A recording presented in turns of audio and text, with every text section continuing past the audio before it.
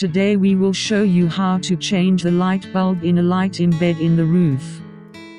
Firstly, you must use your nail in the corner of the frame and pull down.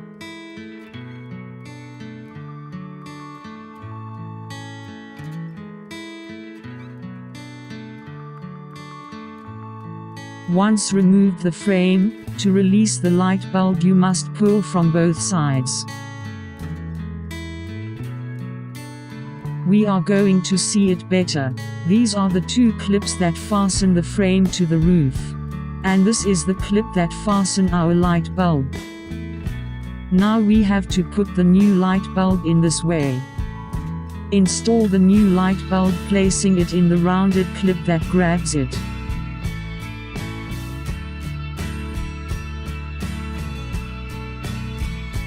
Please verify that it is well placed. Once this is done, please plug the connector to the roof connector. Then press the frame to the roof, pressing it upwards.